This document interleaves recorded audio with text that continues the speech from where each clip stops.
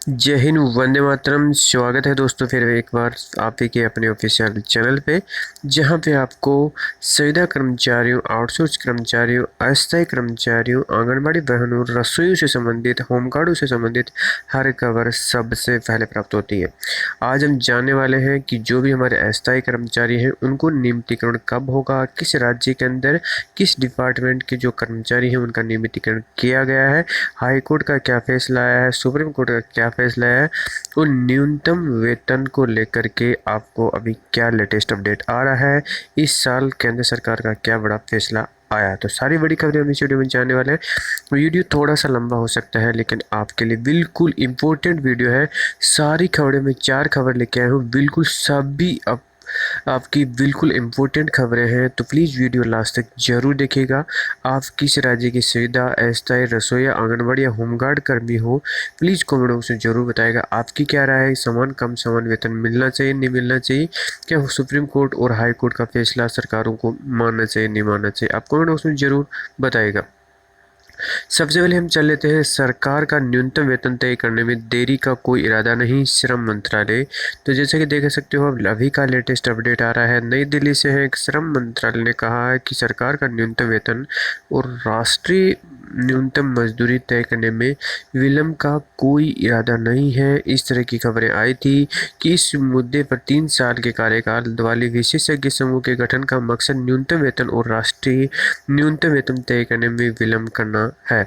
इन खबरों के बाद मंत्रालय ने शनिवार को यह स्पष्टीकरण भी दिया कि इससे पहले इसी महीने मंत्रालय ने घोषणा की थी कि केंद्र ने इस मुद्दे पर प्रसिद्ध अर्थशास्त्री अजीत मिश्रा की अगुवाई में एक विशेषज्ञ समूह का जो है वो एक कमेटी बनाई थी, और केंद्र ने इस पर मुद्दे पर अर्थशास्त्री ने बोला कि यह समूह वेतन और मजदूरी तय करने के लिए तकनीकी जानकारी और सिफारिश देगा, और विशेषज्ञ समूह का कार्यकाल 3 साल का होने वाला है।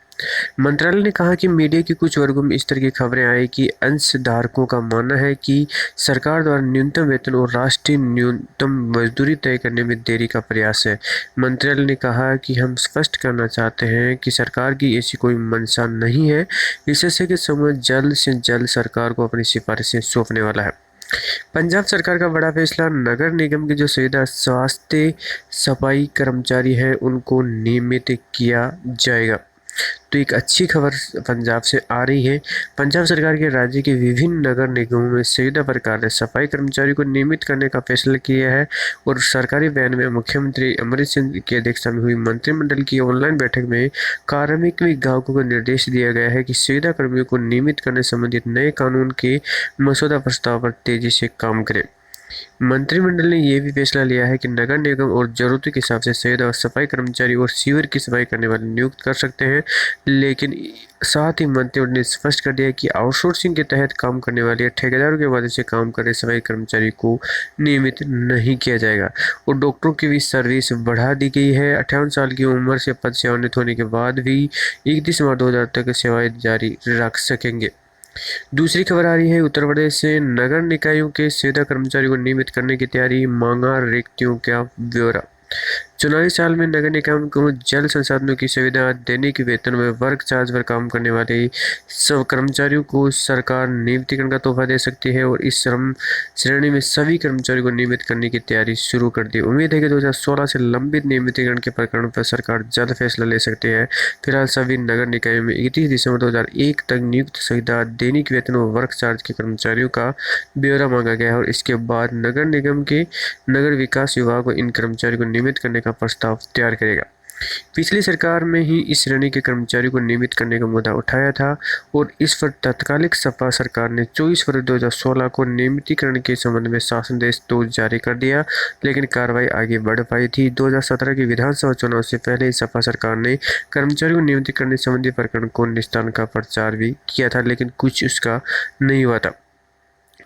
अब इस श्रेणी के कर्मचारियों को होना नियमितीकरण 31 दिसंबर 2001 तक नियुक्त विभिन्न शहर के जिस कर्मचारियों का नियमितन होना है, उनकी अधिकांश लिपि के चतुर्श्रेणी शहर के कर्मचारी हैं। इसमें चपरासी, पंप चालक, लेखा लिपिक, सफाई कर्मचारी, प्लम्बर, वर्क सुपरवाइजर, चालक, कंप्यूटर ऑपरेटर, आंसू लिपिक, ड्राफ्टमैन, स्टोर कीपर आदि के पद भी शामिल है। और शासन के पास अब तक करीब 558 कर्मियों का ब्यौरा उपलब्ध हो चुका है।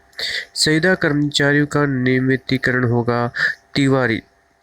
राज्य कर्मचारी संयुक्त परिषद के अध्यक्ष जयंत तिवारी की अध्यक्षता में शुक्रवार को हुई वर्चुअल बैठक में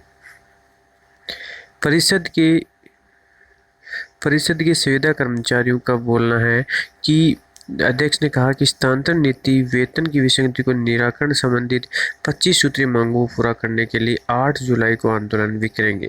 संविदा निविदा कार्मिकों को नियमित करें। डागर मंडार। अखिल राजस्थान संयुक्त कर्मचारी महासंघ के अध्यक्ष ने बोला है कि संविदा निविदा कार्यरत कार्मिकों को नियमित करने की मांग की है। उन्होंने बताया कि राज्य सरकार को ने पिछले साल बोला था कि दीपावली से पहले वो नियमित करेंगे, लेकिन अभी तक ऐसा कुछ नहीं है और सरकार संविदा कर्मचारी को नियमित करने की बात की थी। खोखली वो लग रही है कि दीपावली गुजर गई है, अभी तक नियमित नहीं किया गया है और सरकार को ये निश्चित करना चाहिए कि जल्द से जल्द संविदा कर्मचारियों को नियमित किया जाए। उन्होंने बताया कि वर्षों से गांव-गांव, ढाणी-ढाणी और अन्य अल्प मानदेय कार्य संविदा नियोक्ता प्लेसमेंट में कार्यरत शिक्षाकर्मी, पैरा टीचर, रोजगार सहायक, पंचायत सहायक, आंगनबाड़ी कार्यकर्ता, सहायिका, आशा सहयोगिनी और अध्यापिकाएं, वार्ड चौकीदार, नरेगा कर्मी, नर्सिंग कर्मी, जल्दाई कर्मी, कंप्यूटर अनुदेशक, ऑपरेटर व तकनीकी सहायक, कुक कम हेल्पर और वन मित्र, सेल्फ डिफेंस कर्मी, पूर्व में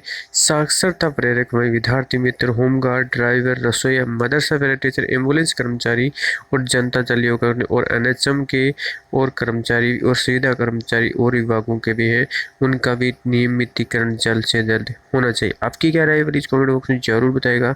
अगर चैनल पे आप पहली बार बताते हो तो सब्सक्राइब जरूर कर लीजिएगा, बेल आइकन प्रेस कर लीजिएगा। जय जवान।